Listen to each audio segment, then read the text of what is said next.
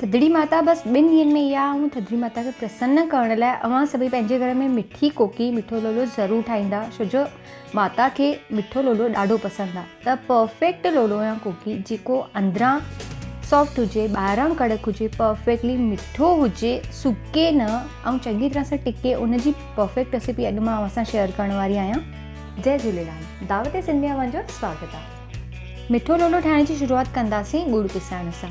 200 gram गुड़ 200 gram पाणी में पिसाइणो आहे। मां खंडु बिल्कुलु बि यूज़ न कई आहे। अगरि तव्हां ॻाढ़ो गुड़ यूज़ कयो था त तव्हांजो लोलो हिकदमि हेल्दी बीहंदो।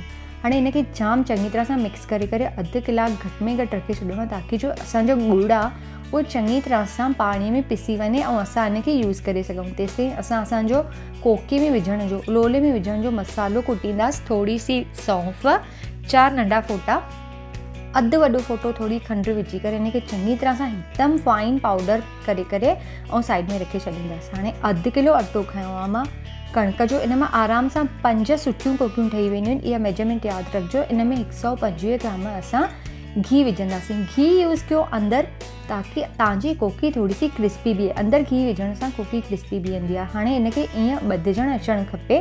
चङी तरह सां मिक्स कयोसि घी विझी, ऐं जो असां मसालो कुटे रखियोसि उहो विझी।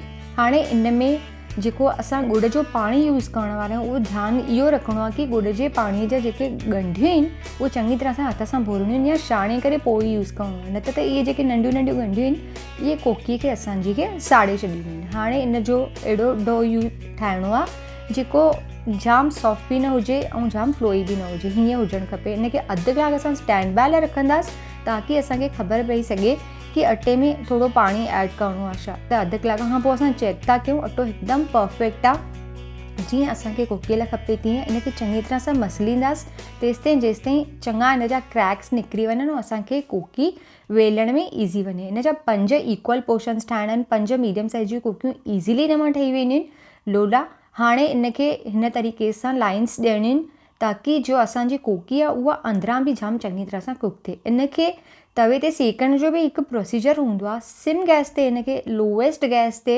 सेकणो आहे ऐं घड़ी घड़ी इनखे उल्टाइणो न आहे। 3 ते 4 दफ़ा उल्टाइणो। जंहिं महिल बि तव्हां इनखे उल्टायो त अपर ऐं लोअर पोर्शन खे चङी तरह सां घी लॻायो। सिम ते इन तरीक़े सां सेकींदव त तव्हांजी कोकी अंदरां हिकदमि सॉफ्ट ऐं ॿाहिरां जाम क्रिस्पी बीहंदी। इन जी ॿाहिरीं जेकी लेयर आहे हिकदमि क्रिस्पी बीहंदी ऐं सुभाणे ताईं क्रिस्पी ई रहंदी। असांजी जेकी कोकी आहे तयारु आहे। थोरो सो पिस्ते जे पाउडर सां हिनखे डेकोरेट कंदासीं ऐं सर्व कंदासीं। त इन कोकीअ खे अचो त असां टेस्ट करे ॾिसूं कीअं बीठी आहे। हिकदमि परफेक्ट बीठी आहे। इन जो हिकु टुकर भञी करे असां हिनखे साग सां टेस्ट करे ॾिसंदासीं। हिन सां गॾु अवां साग खटाइण या त मिठो खीर बि फोटे वारो सर्व करे सघो था। हिकदमि परफेक्ट बीठी आहे। अंदरां हिकदमि सॉफ्ट आहे ऐं ॿाहिरां हिकदमि क्रिस्पी आहे। अगरि तव्हां चाहियो त साग जी रेसिपी बि मां शेयर करे सघां थी। बसि कॉमेंट करे मूंखे ॿुधाईंदा कि तव्हांखे साग बि इन सां परफेक्ट कीअं ठाहिणो आहे, उहो सिखणो आहे।